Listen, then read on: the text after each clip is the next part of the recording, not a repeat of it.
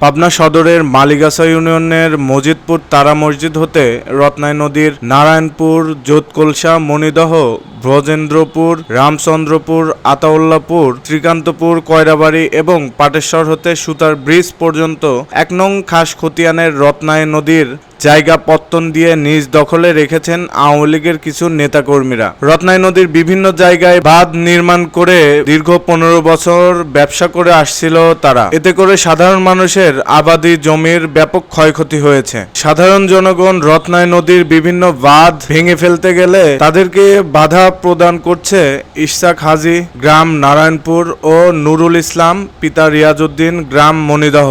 গত ২২/৯/২০২৪ তারিখে মালিগাছা ইউনিয়নের সহকারী ভূমি কর্মকর্তার সাথে কথা বলতে গেলে তিনি বলেন, কিছু অসাধু কর্মকর্তা বিগত সরকারের আমলে এমন জায়গা নিয়ে যায় তারা, কিন্তু নদীর কোনো জায়গা পত্তন হয় না। এ ব্যাপারে কথা হয় উপজেলা নির্বাহী কর্মকর্তা পাবনা সদরের সাথে। তিনি বলেন, খুব তাড়াতাড়ি আমরা ব্যবস্থা নিচ্ছি এবং মালিগাছা ইউপি চেয়ারম্যানকেও বলে দেন যে আপনি দ্রুত ব্যবস্থা নিন। যেহেতু ১৫-২০টি ড্রিপটি কলের অধীনে ৩০০ থেকে ৩৫০ বিঘা জমিতে ধান উৎপাদন হয়। শত শত বিঘা জমির ধান সাধারণ মানুষ আবাদ করে খায়, কিন্তু ইশাক হাজী ও নুরুল হক জোলা কাটায় বাধা দিচ্ছে। নুরুল হক আতাউল্লাপুর গ্রামের ১৫ জনের নামে একটি মিথ্যা মামলা দায়ের করেন, যার মামলা নং ৭৩৩/২৪, তারিখ ২৭/১/২০২৩। মামলার আসামিগণ হলেন সানাউল্লাহ, সাইফুল, আবুল হোসেন, সাহেব আলী, অসীম বিশ্বাস, ফারুক বিশ্বাস, মজনু বিশ্বাস,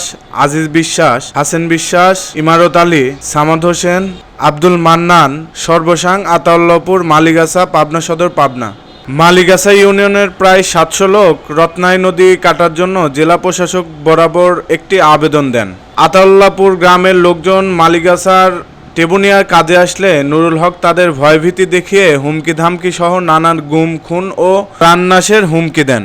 এলাকাবাসী এগুলোর তোয়াক্কা না করে মালিগাছা ইউনিয়ন পরিষদের চেয়ারম্যানের নির্দেশে এবং সহযোগিতায় এসব বাঁধ নির্মূলের কাজ চালিয়ে যাচ্ছে। আমি শফিকুল ইসলাম কুশি, মালিগাছা ইউনিয়ন কৃষক দলের পক্ষ থেকে ইউনিয়ন কৃষক দলের সভাপতি। আপনারা দেখতেছেন এই যে জুলা কাটা, দেখতেছেন এই জুলা শ্রীকৃষ্ণপুর, ঠকঠকে, রানীগ্রাম, শঙ্করপুর, মালিগাছা, শঙ্করপুর, মজিদপুর এনে নিম্নে ৫-৭টা ডিপটি কলের সমসপুরের বিল পর্যন্ত ৭ থেকে 10টা ডিপটি কলের জমি সব জলাশয় হয়ে পড়ে আছে।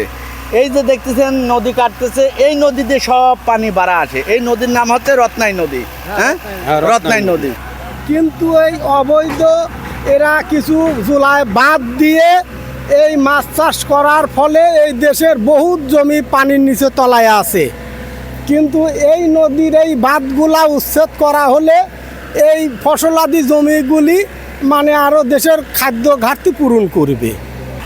আপনার সুতির বিল পর্যন্ত এটা চলমান। এই চলমান নদীতে বিভিন্ন জায়গা প্রভাবশালীরা আজ ১৫ থেকে ১৬ বছর ধরে, প্রভাবশালী আওয়ামী লীগের সব নেতা কর্মী এবং বড় বড় যারা আছে এরা সবাই এর সঙ্গে জড়িত। এরা সবাই মিলে ওদের লিয়াজুতে এই সকল আমাদের এলাকার যেসব আওয়ামী লীগের সব নেতারা আছে এরা জোর জবরদখল করে খাচ্ছে। আর যার কারণে আমাদের মালিগাছা ইউনিয়নের ওখান থেকে তারামসজিদের ওই পাশ থেকে ৮ থেকে 10টা ডিপটি বলের আন্ডারে না হলো ৫,০০০ জমি পানির নিচে তলায় গেছে এই বাঁধের কারণে। যার কারণে বাংলাদেশে বিভিন্ন ধরনের খাদ্য ঘাটতি দেখা দিচ্ছে। আমরা চাচ্ছি, এলাকাবাসী এবং আমার মালিগাছা ইউনিয়নবাসী চাচ্ছি যে এই নদীতে যত বাঁধ আছে সবগুলো যেন কাটি পরিষ্কার করে দেওয়া হয়, যাতে আগের মতো নদীটা চলমান হয়ে যায়। এটা রত্নাই নদী। এই নদীর আন্ডারে কয়লাবাড়ি, পাটেশ্বর, সুতির ব্রিজ পর্যন্ত রত্নাই নদী। আমি তহসিল অফিসে গিয়েছিলাম, নায়েবের সাহেবের সঙ্গে কথা বলেছি এবং এসিল্যান্ডের সঙ্গে কথা বলেছি। রত্নাই নদী কোনোদিন লিজ হয় না। এই কিছু সংখ্যক অসাধু কর্মকর্তারা এই নদীটা এই মাঠ বলে লিজ দিয়েছে, কিন্তু মাঠ বলে লিজ, এটা কিন্তু রত্নাই নদীর নামের জায়গা কোনোদিন লিজ হয় না। এনে না হলে হাজার হাজার বিঘে ধান ডুবে যাচ্ছে, মানুষের খাদ্য ডুবে যাচ্ছে। সেই চিন্তা ভাবনাটা হাজার হাজার লোকের চিন্তা করা লাগবে। 10-20টা ডিপটি কল আছে, ডিপটি কলের চেষ্টাটাও করা লাগবে। কিন্তু এলাকাবাসী সার্বিক মিলে এই নদীটা কাটার জন্য বারবার চেষ্টা করতেছে। কিছু সংখ্যক অসাধু লোকজনের জন্যই আজকে এই ক্ষমতাশালী লোকজন যারা আওয়ামী লীগের লোকজন ছিল তারা এই জুলাটা কাটতে দেয়নি। না কাটতে দেওয়ার কারণে আজকে মালিগাছা ইউনিয়নের সার্বিক লোক, টেবুনিয়া বাজারের মালিগাছা ইউনিয়নের সার্বিক লোকজন সবাই আছে, হিলাল আছে, খুশি নেতা আছে, মালিগাছা ইউনিয়নের বহুত নেতাবর্গরা আছে। আমি এই বাঁধ কাটার সাথে আইছি সংপৃক্ত হয়ে, কারণ হচ্ছে ওই লাগে আমার খানিক ধান ছিল মেলা কিনে কি ধান আমার পানির তলে আনো, ধানের উপরে 1 ফুট পানি। আমি ছাল পড়লে কী খায় বাঁচব নিজেও জানি না। এই কিছু আমলিকির দুষ্কারিত লোক নেতারা জায়গায় জায়গায় কাটিয়ে বদ্ধ করে মানুষের কাছে লিস্ট হয়ে অনেক টাকা পয়সা নিয়ে তারা কিন্তু খাচ্ছে।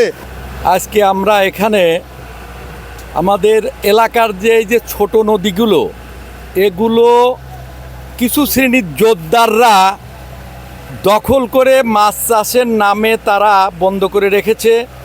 এতে আমাদের সদর উপজেলার কয়েকটা ইউনিয়ন এবং ঈশ্বরদী এলাকারও বিভিন্ন, এই এলাকাটা হচ্ছে সবচেয়ে উঁচু জায়গা, কিন্তু তারপরেও দেখা যাচ্ছে যে এই এলাকাগুলো বৃষ্টির পানিতে, জলাবদ্ধতা যেহেতু নদীগুলো আটকায় মাছের চাষ করা হচ্ছে, এই কারণে এই এলাকাগুলো ডুবে থাকতেছে একদম বৃষ্টির পানিতে। এখানে কোনো বর্ষার পানি নেই, অথচ বৃষ্টির পানিতে একেবারে বসত বাড়ি পর্যন্ত, খাল বিল ঘাট এবং হাজার হাজার হেক্টর আবাদি জমি, যে জমিগুলোর কারণে কোনো ফসলই হচ্ছে না, 3 ফসলি জমি, অথচ দেখা যাচ্ছে 1 ফসল হওয়ার পরে 2 ফসল কিছুতেই হচ্ছে না, পানি সরতেছে না। আজকে শীতকালীন শাকসবজি আবাদ করার সময় এসে গেছে, কিন্তু সেখানে হাঁটু পানি, মাজা পানি, বুক পানিতে ডুবে রয়েছে উঁচু জায়গাগুলোতে।